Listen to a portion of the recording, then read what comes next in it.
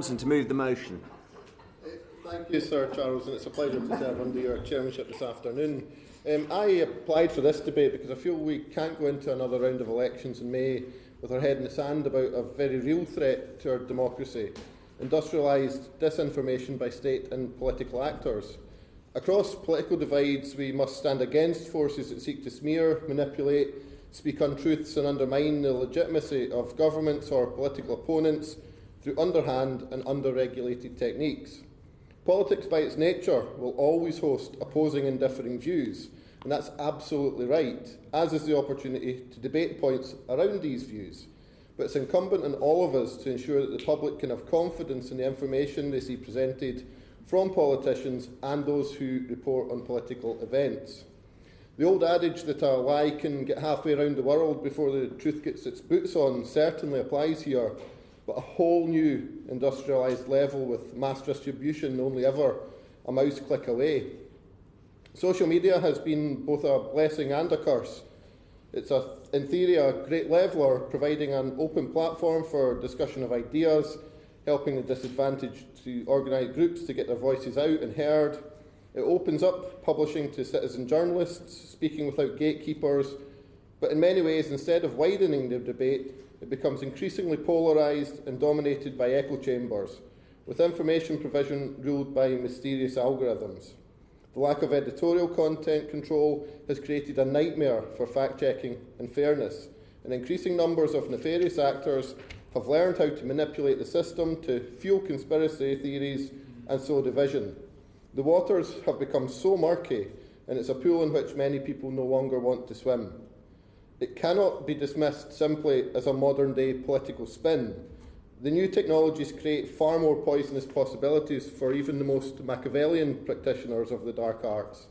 There's plenty of evidence that they're taking advantage of these new superpowers. Those who want to see standards and integrity in public life maintained cannot simply stand by and ignore it. Millions are being spent on orchestrated disinformation in what the Electoral Reform Society described as the unregulated Wild West of online political campaigning. Organised Cybertroop operations use an increasingly sophisticated armoury to alter the nature and course of legitimate political debate, to smear and discredit opponents, to interfere in foreign affairs and generally create distrust in the very processes in which democracy relies. Facts get confused and opposing points of view are tainted by, and people are turned off by an onslaught of hate, misleading propaganda and the deliberately divisive content. Techniques used by these cyber troops include armies of trolls, political bots, amplifying particular opinions or hate speech, harassment, doxing, smearing, doctoring images and videos, mass reporting of content and illegally harvesting data to micro-target with misleading information. They do it because it works. Fergus Bell, the co-founder of London-based media consultancy Fathom, has worked in many elections and believes false information shared online has been very successful. It sways voters and it doesn't have to be direct in its influence. But as he says, if you cause division between people, or if you can change someone's mind on one tiny thing that might make them vote differently, you can push an election. The cyber troops have precise, data-driven strategies to hone, and they know exactly where the soft spots are. People who are targeted by these tactics may even be disenfranchised by the process and become disillusioned by everyone involved in politics, so no longer participate in democracy. In some cases, this appears to have been the purpose of Cybertroop activities. As Channel 4 reported on the US elections, where they found evidence of micro-targeting by the Trump campaign to deter 3.5 million black Americans from voting at all. This type of voter suppression should alarm all of us. The rapid rise of disinformation industries is evidenced in the Oxford Internet Institute report, Industrialised Disinformation, the 2020 Global Inventory of Organised Social Media Manipulation. And it's quite a wake-up call for those of us who think it couldn't or doesn't happen here. They found that 81 countries are now using social media to spread computational propaganda and disinformation about politics, including the UK. This is a jump from 70 countries the previous year. The report found evidence of Chinese, Russian and Iranian-backed disinformation campaigns about COVID-19, to amplify anti-democratic narratives and undermine trust in health officials. Microsoft has also warned that hackers operating out of Russia, China and Iran were targeting the staff and associates of both Donald Trump and Joe Biden ahead of the US election just last year. And in Argentina, a deep fake video was used to manipulate the Minister of Security to make her appear drunk. In China, a Harvard paper from 2017 estimated that the Chinese government employs 2 million people to write 448 million social media posts a year. The primary purpose of this is to keep online discussions away from sensitive political topics. Closer to home, the long-delayed Russia report from the Intelligence and Security Commission confirmed that there was credible open-source commentary suggesting Russia tried to influence the Scottish independence referendum and subsequent elections. Astonishingly, it seems that the government have not yet sought to find evidence of interference in the EU referendum and instead took an ostrich-like approach to defending our democratic process. At the very least, I would hope the government could be looking to implement the recommendations of that report. And it's not just foreign interference that's at stake here. The UK has to get its own house in order. There are questions about data-driven profiling and Facebook advertising from political actors in the UK. At the 2019 election, 90% of Conservative Party's Facebook advertisements in early December were labelled as misleading by Full Fact. The real danger of this kind of misleading content is that Cybertroop tactics can then be used to amplify it to the extent that by the time it's rebooted, it's already reached thousands of feeds. The Conservatives even tried to rebrand the Twitter output during a debate as a Fact Check UK, changed its logo to hide the political origins, and pushed pro-conservative material in a way that deliberately confused it with independent fact-checking sites.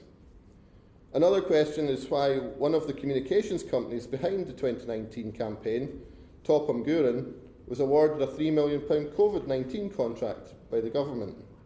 Evidence yet again of the need for my ministerial interests emergency powers bill to be able to hold the government to account to be supported by all quarters of this House. But that matters for another day. While it's not always clear who's behind them, there's always clear evidence of bots being used to artificially swell numbers and drive political positions. A study by the Institute for Strategic Discourse identified that almost all of the 10 most active accounts on Twitter discussing the Brexit Party appeared to be automated bots. Well, prior to the 2019 election, a report found that a third of the Prime Minister's own Twitter followers were bots. Tackling this is not about silencing voices.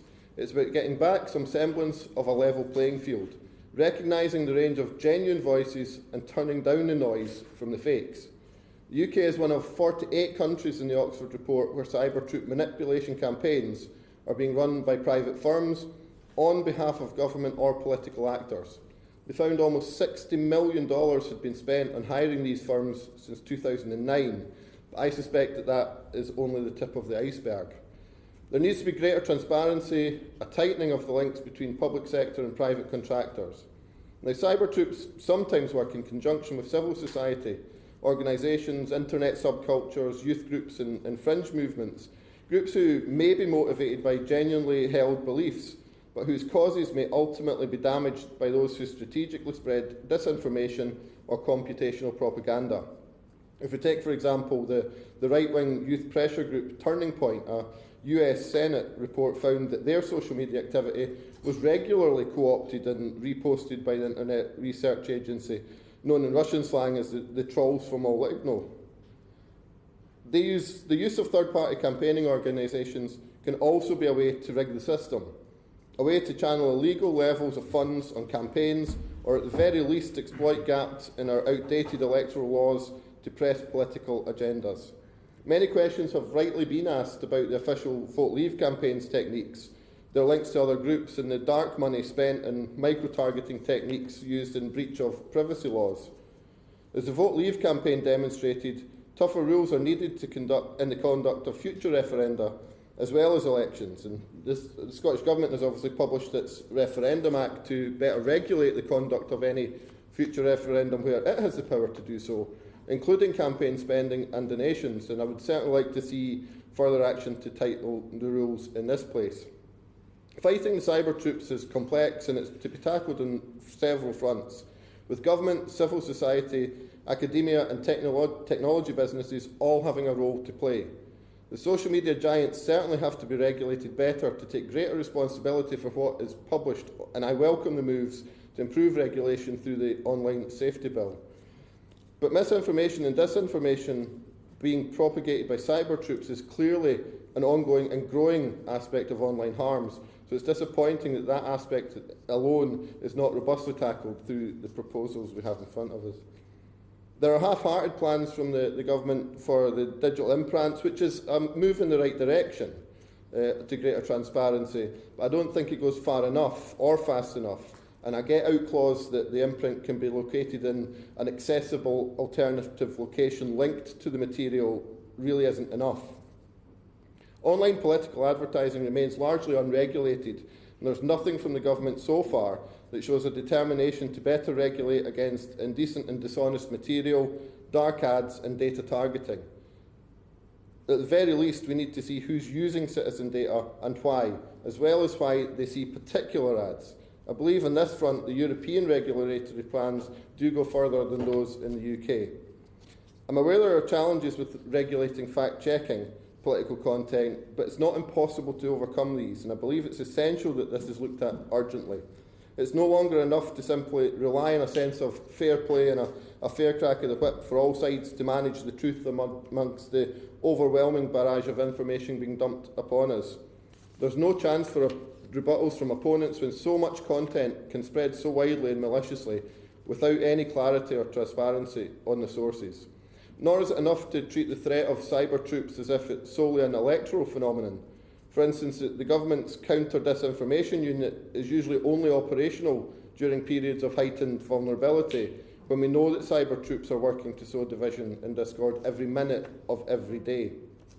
There's much needing to be done to reform the rules, to strengthen democracy and restore faith in the democratic processes, yet it's disappointingly slow progress so far. Many organisations like Reset and Fair Vote Project are working on this with the all-party parliamentary groups on electoral campaigning transparency and digital regulation and responsibility. They're doing the research and taking forward proposals on a cross-party basis, so the government's got a lot of heavy lifting already done on its behalf. The government, however, has to give an indication that it collects data on Cybertroop activity, and despite the important role it should be playing in analysing and assessing this threat. When I've raised questions about cyber troops in response, I've been advised that the government's fine-sounding the Defending Democracy programme is tackling this. However, it doesn't seem to be doing very much from what I've found so far. Hopefully the Minister can point me to something other than that when she responds today. We need to stop kicking this into the long grass. There's plenty of evidence of the threats from both within and out with the UK. I've previously called for a debate in government time on the need for electoral reforms to protect free and fair elections. But if we can't have that, we need to have moving forward on another basis. This isn't a party political issue, it's about the integrity in public life. Political differences are healthy, debate is healthy, but the tactics of division and disinformation from cyber troops are a cancer on all of our political discourse, and it's spreading too far and too fast to ignore. We all have a moral imperative to take action, and I call on this government to do so. Thank you. The question is that this House has